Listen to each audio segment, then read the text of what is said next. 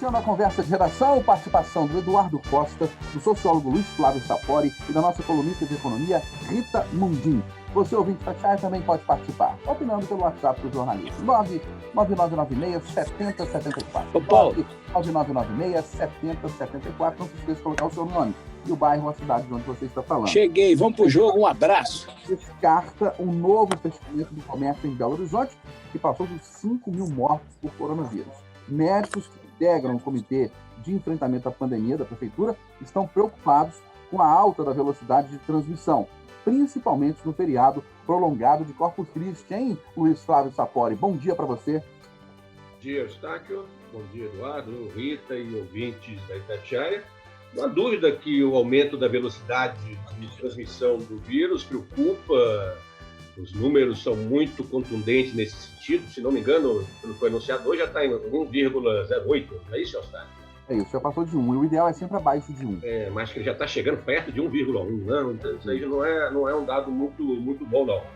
Porém, porque isso, de alguma maneira, vai se refletir futuramente, né, na ocupação de leitos, de enfermaria, de UTI. Já ainda, principalmente a ocupação de leitos de UTI na capital, ainda está em patamares muito elevados. Mas eu acho que a prefeita está correto. É sensato manter as atividades econômicas funcionando. Né? Não há como fechar nesse momento, a despeito dos riscos das ameaças concretas que estão batendo à nossa porta. É preocupante a previsão da Fiocruz, né, que você acabou de anunciar no jornal, de que nas próximas semanas no Brasil teremos uma situação de aumento, né, da transmissão do vírus, de ocupação de leitos, mas, no momento, justifica-se manter as atividades econômicas funcionando em Belo Horizonte da maneira que estão. Pois é, Eduardo, a ideia da Prefeitura é ir monitorando os números e manter o comércio como está até pelo menos o Dia dos Namorados. Bom dia para você. Bom dia para todo mundo. Não há outro discurso que não o do Sapori. Ou seja, preocupa muito, já tem especialista considerando que já estamos vivendo a terceira onda, mas vamos, dentro do lado melhor do copo, da metade do copo, né, cheio, vamos imaginar que isso seja reflexo do Dia das Mães e que, embora tenhamos no feriado da semana que vem, né, esse Corpus Christi, que a gente consiga nas próximas semanas reduzir. E que bom, o prefeito deixou claro que não vai fechar a cidade de novo, porque comerciante não aguenta mais, dono de bar não aguenta mais, e eu repito, esses fechamentos têm punido muito quem é organizado. Só quem é organizado, quem gera emprego e paga imposto. Ô Rita, você está achando que o momento é de manter a cidade como está? Bom dia mais uma vez. Bom dia a todos. Acho sim, e nós estamos vivendo, apesar dessa piora nos números, a situação é diferente da que nós vivíamos lá em março, né, no início de março e no início de abril. Por quê? A vacinação continua.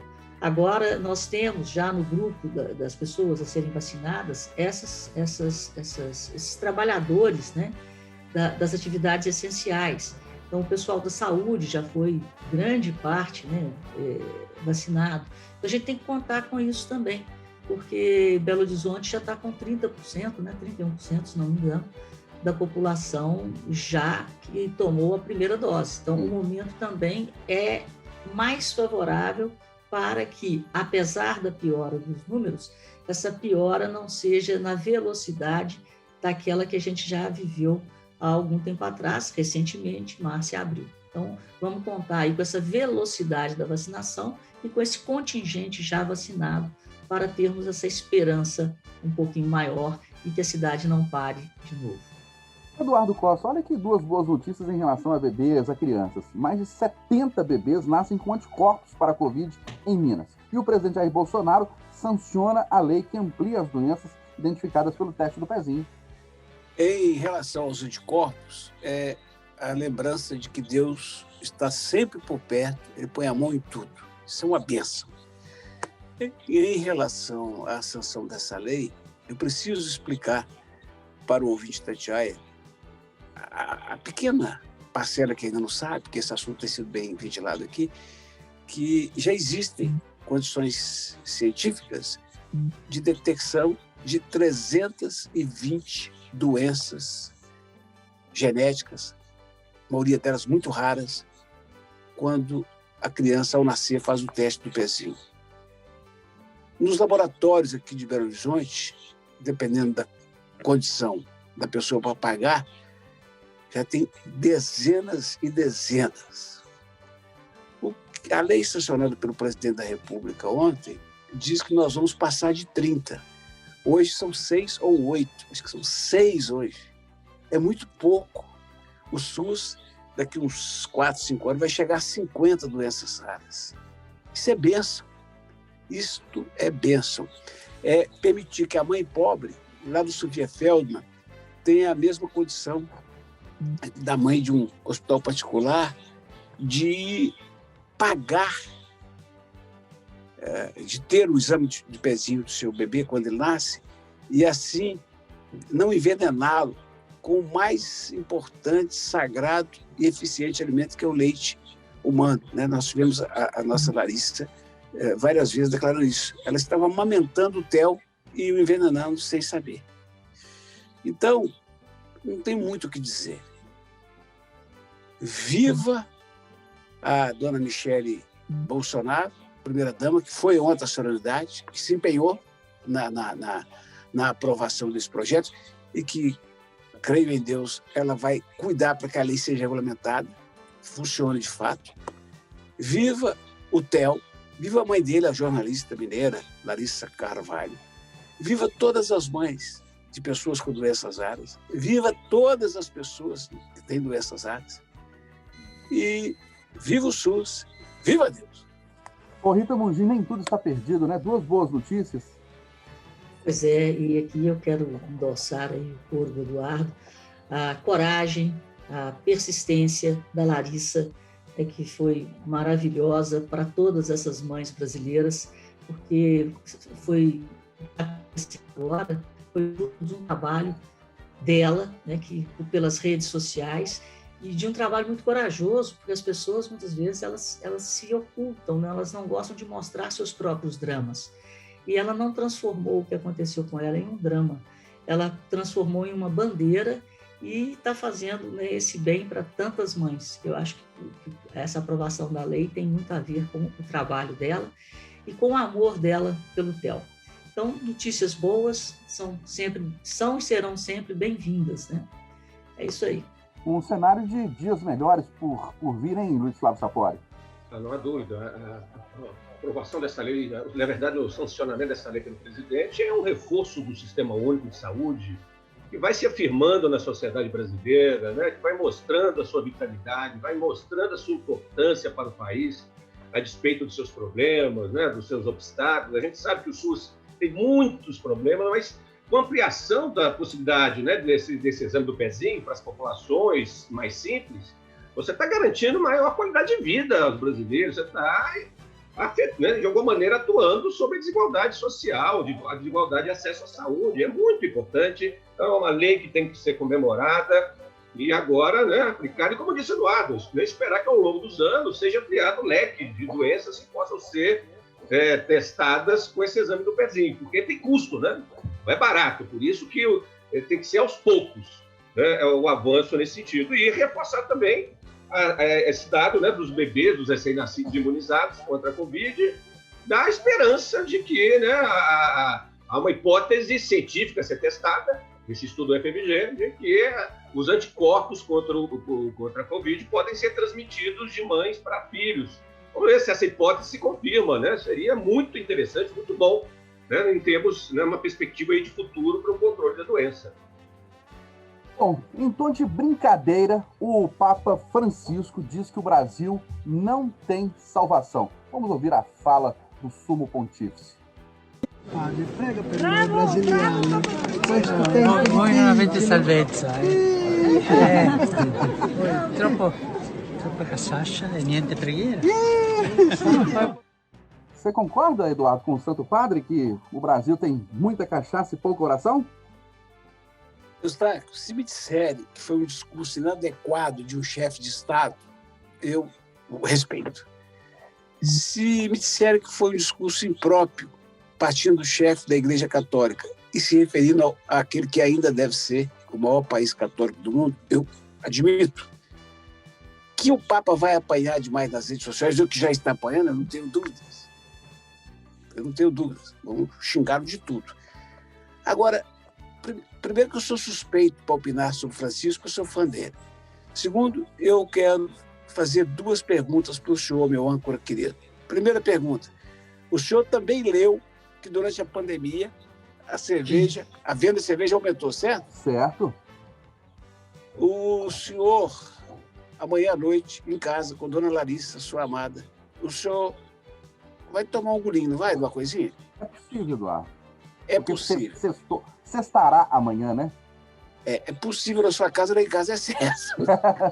E o vinho da Rita eu sei que também. O Sapori também deve tomar. Então, esse é um ponto. O outro, eu desafio o amigo, em saindo do estúdio hoje, diante dos primeiros 20 católicos que você conhecer, você perguntar para eles, 20 católicos, você perguntar quantos foram à missa esse ano.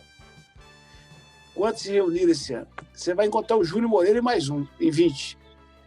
Então, Eustáquio, o padre, primeiro, não falou mentira.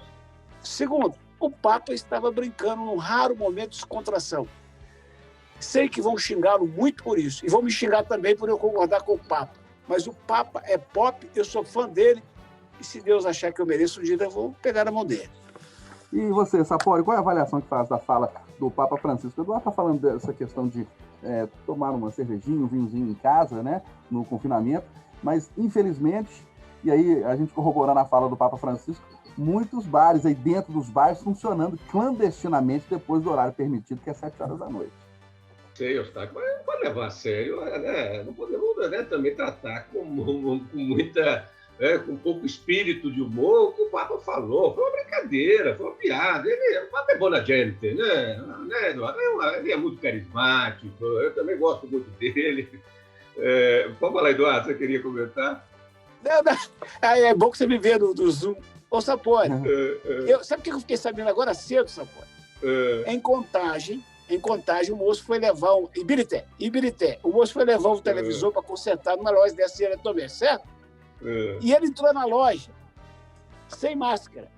O dono da loja viu que ele estava sem máscara, mas falou, o cara está carregando a televisão. Ele esqueceu, eu vou aborrecer, não. Ele botou a televisão em cima do balcão e falou com o dono da loja, eu vou buscar a máscara no carro. Voltou, entregou a televisão e foi embora. Depois, o Google, né, que o cara paga lá o Google para indicar, pediu avaliação, ele deu nota ruim. Ele avaliou mal o dono do comércio, dizendo que sim, ele me deixou entrar sem máscara no comércio dele. Sapori, o mundo está assim, só as pessoas estão de mal com a vida. Deixa o Papa brincar um pouquinho, né? Fazer um comentário jocoso sobre o Brasil. Mas, na verdade, ele adora o Brasil, né? Ele tem um carinho especial, já demonstrou isso várias vezes. Eu gosto muito do Papa Francisco, principalmente se a gente comparar com o antecessor dele, né? Com todo o respeito lá com o Bento, mas o Bento era carrancudo, né? Raramente a gente ouvia o Bento dar um sorriso, né? O Papa Francisco é sorriso o tempo inteiro, ele tem uma energia muito legal, muito positiva, e ele não deixa de ter razão. Nós brasileiros gostamos muito, sim, de uma cachaça, isso é muito bom, e também de rezar. Eu só faria essa observação sociológica ao Papa. No Brasil a gente gosta muito de cachaça, mas também de muita oração. As duas coisas nós sabemos combinar muito bem. É uma característica da cultura brasileira. Rita Mundim, temos um outro ponto de vista aqui, que chega pelo WhatsApp. A Ellie da Descontagem está dizendo o seguinte: gostaria de saber a opinião de vocês. Se essa fala do Papa fosse do presidente Bolsonaro, hein? Eu ia falar isso. Olha, hoje em dia está muito chato esse mundo. A gente não pode brincar. A espontaneidade, ela deu lugar ao politicamente correto. Eu ia brincar, eu ia fazer 3 brincadeiras. Primeiro, falar para o Papa que antes de beber, o brasileiro dá um golinho para o santo. Então, se tem muita cachaça, tem muita reza, porque primeiro vai para o santo.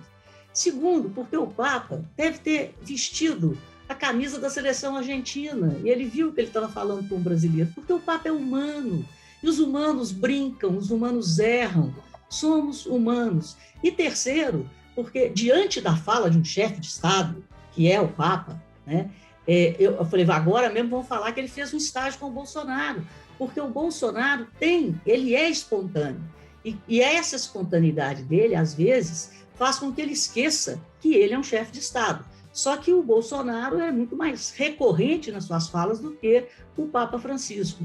E aí, gente, o mundo está chato. o mundo está chato. Eu estava vendo agora há pouco o jornal da Globo, Bom Dia Minas. A menina, coitada, ela foi falar de um acidente de trânsito na BR, ela falou, o cara está dando uma baianada, depois ela teve que pedir desculpas, porque ela usou um termo incorreto, um termo preconceituoso. Quem não fala baianada, então tá difícil viver. O politicamente correto está um saco. Bom, e o Tribunal de Contas do Estado, Rita Mundim, aponta que o governo de Minas investiu menos do que deveria em saúde e educação em 2019. O que já vem ocorrendo desde 2015, né? Não foi uma novidade. E, pelo que eu sei, né, até onde eu li, o número vem num período que, 2019, nós tivemos o crime de Brumadinho, que abalou de forma... o Zema, coitado, ele acabou de assumir um Estado falido, quebrado, teve a tragédia de Brumadinho, que abalou a arrecadação do Estado. Chega em 2020, pandemia. Então, eu acho que, da mesma forma que foi dado um tratamento de guerra, né, para as contas públicas em nível federal, tem que haver uma certa mudar um pouco a lente, né, para a análise das contas em tempos de guerra, de pandemia e de uma tragédia que fechou a Vale, que fechou a arrecadação da indústria extrativa mineral em Minas durante o ano de 2019, de um Estado que já estava completamente falido. Na minha opinião, eu discordo completamente do pessoal do Tribunal de Contas. Eu acho que, nesses 2 anos, o governo Zema foi um exemplo de como tirar minhoca do asfalto. E para você, Luiz Flávio Sapori, esse apontamento do Tribunal de Contas que o governo de Minas investiu menos do que deveria em saúde e educação, é normal? É uma questão técnica, uma questão de irregularidade, na sua visão? Não, não é normal. Os governadores não podem desobedecer, que está determinado na Constituição, né? Como disse a Rita, isso não é um privilégio do Zema. Governadores anteriores de Minas Gerais estavam incorrendo nesse erro. O Tribunal de Contas do Estado, volta e meia, destaca isso. Há implicações técnicas, há implicações políticas. Isso não pode se tornar rotina em Minas Gerais, né? Então, é importante que o governo do Estado se explique, que a área técnica dê, de alguma maneira, as suas justificativas para o que aconteceu. Creio que elas devem existir, principalmente considerando que Minas Gerais, né, ainda passa por uma situação fiscal gravíssima, né, pré-falimentar. Mas, de qualquer maneira, é importante manter o que determina a Constituição, né, os investimentos previstos na área da saúde e da educação. Então, isso não pode se rotinizar, nós não podemos naturalizar esse descumprimento, né, desses preceitos legais. Então, a minha expectativa é que o governo se explique, né, que se justifique por que isso aconteceu. Eduardo, seria uma coisa corriqueira nas contas públicas de estados, de municípios? Alguma irregularidade na sua avaliação? Qual que é o seu posicionamento? Eu quero antes pontuar que o Tribunal de Contas do Estado ele é um órgão vinculado, acessório da Assembleia Legislativa de Minas. Para ninguém dizer assim, você está culpando o tribunal de não julgar ninguém, mas não é função dele, ele só aponta. Feito isso, eu pergunto para o ouvinte Itatiaia se ele já ouviu alguma vez na vida que esse julgamento do Tribunal de Contas do Estado afetasse a vida de um governador ou ex-governador. Se alguma vez na vida teve notícia disso. Depois eu lembro que cada governador põe 2 ou 3 conselheiros lá. Isso quer dizer que um ajuda o outro, que ajuda um. Nunca um governador vai pagar de fato pelo que fez.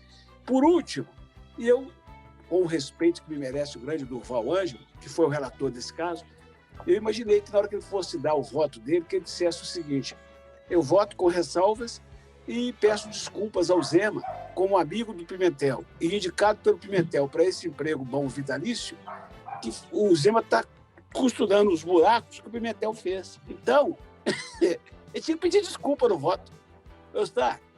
Só para fechar, Ciro Costa foi político, foi indicado para lá e ficou lá um tempo. A frase é dele, tá? Tribunal de Faz de Conta. Você concorda, Sapori? O Tribunal de Contas é dessas instituições pouco legítima, né? Com muita desconfiança, sempre com uma série de prebendas de benefícios, né? De salários astronômicos. Não há dúvida que essa crítica do Eduardo Costa faz muito sentido, apesar de ele ser uma instituição de auxílio ao legislativo estadual, e tem também o Tribunal de Contas da União. De qualquer maneira, se isso for bem utilizado, se essa instituição tiver a sua devida, o seu devido enxugamento, ela pode ser útil, melhor ainda, no sentido de fazer uma fiscalização mais precisa e técnica dos gastos do poder público, do executivo principalmente. Agora, como bem disse o Eduardo, o nosso Tribunal de Contas do Estado, na verdade, no Brasil como um todo, ele se tornou um cabide, uma instância de alocação de deputados estaduais. Né? Um trampolim da Assembleia para um cargo vitalício, salários aí vitalícios maravilhosos. Não há dúvida, é uma instituição que tem muito a dizer para a sociedade mineira. E como, Rita Mundim, que um conselheiro do Tribunal de Contas, que é indicado por um governador, pode julgar com isenção contas deste governador ou de aliados daquele partido? Pois é, esse é um vício que deveria ser corrigido, né? Você pega uma grande empresa de auditoria, seria muito mais barato e muito mais transparente as contas serem auditadas por uma grande empresa de auditoria e a gente, com certeza, eu não tenho a conta de cabeça, não, eu vou até fazer esse exercício. Se a gente pegar o que é gasto com o Tribunal de Contas, vis-à-vis o que seria pago à empresa de auditoria, e ainda, se a gente pegar ao longo desses anos, de 2015 até hoje, eu garanto que só o que é gasto lá cobriria o rombo dos governadores. Oi, Eduardo. Uma frase só, para ajudar a Rita. Rita, eu aposto que 10% que gasta com o tribunal paga a melhor auditoria, tá? Final do Jornal da Itatiaia, primeira edição desta quinta-feira. Ótimo dia a todos.